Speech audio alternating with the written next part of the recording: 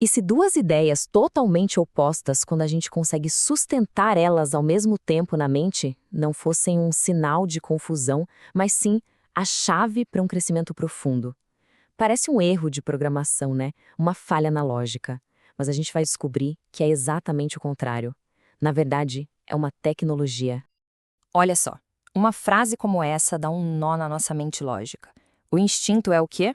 Lutar contra a ansiedade, se livrar dela. Abraçar só como rendição, como derrota.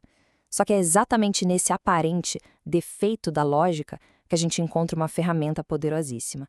Não para consertar a mente, mas para reprogramar a nossa percepção da realidade. Então, vamos investigar um pouco mais a fundo essa primeira verdade contraditória. E se esses paradoxos não forem falhas no sistema, mas na verdade chaves? Chaves projetadas para destravar um novo nível de consciência. O nosso piloto automático mental, ele funciona no modo binário, ou isso ou aquilo, certo ou errado. Ele precisa resolver, precisa categorizar, eliminar o conflito o mais rápido possível. Mas a consciência expansiva, ela opera de outro jeito. É no modo isso e aquilo. Ela sustenta os dois. O paradoxo funcional é como se fosse um bug intencional nesse piloto automático, forçando uma reinicialização que joga a gente para fora do pensamento limitado. E aí abre um campo de possibilidades totalmente novo. E essa tal falha no piloto automático não é só uma metáfora, não. Ela provoca uma resposta neurológica real que dá para medir. Vamos dar uma olhada no que acontece dentro do cérebro quando ele encontra um paradoxo desses. Quando o cérebro encara um paradoxo, é como se ele fizesse um treino completo. O lado esquerdo, o lógico, tenta de todo jeito resolver, e não consegue. Isso força o lado direito, o criativo, a entrar em ação para lidar com a ambiguidade. Aí tem uma área chamada córtex cingulado anterior, que soa o alarme do conflito, enquanto a ínsula funciona como uma ponte, integrando as duas perspectivas e literalmente criando conexões neurais completamente novas. E o resultado disso? Estudos de neuroimagem mostram um aumento de até 340% na comunicação entre os hemisférios cerebrais. Isso não é uma pequena otimização, gente. É uma reorganização completa da arquitetura de como o cérebro percebe o mundo.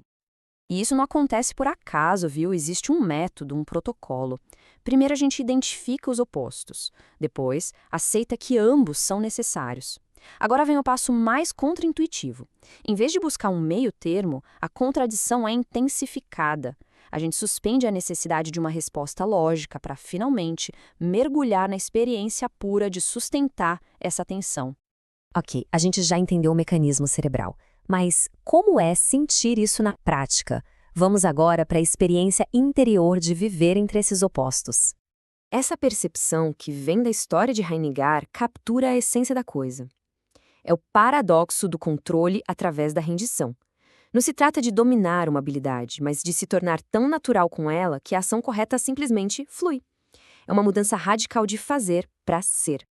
A história de Heinegger numa livraria ilustra isso perfeitamente. Pensa bem, depois de ajudar 17 clientes em crise, ele deveria estar esgotado, mas, em vez disso, se sentia mais energizado. Ele descobriu ali que a energia do serviço genuíno não vem de um reservatório pessoal que se esgota, mas de uma fonte que flui através de nós. Foi essa a compreensão que ele alcançou.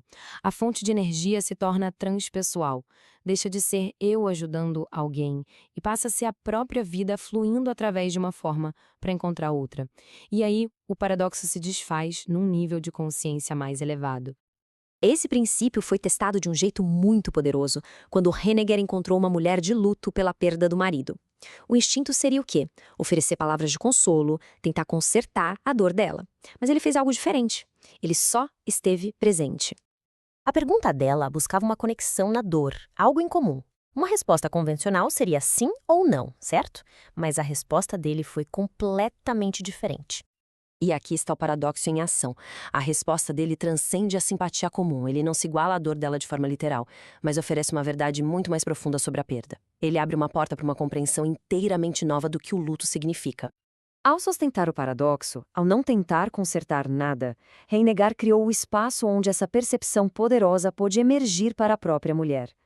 A cura não veio de uma solução externa, mas de uma verdade interna que finalmente pôde ser vista. Então, que porta é essa que se abre quando a gente pratica essa tecnologia dos paradoxos? Os resultados não são só filosóficos, não. Eles são bem concretos e mensuráveis.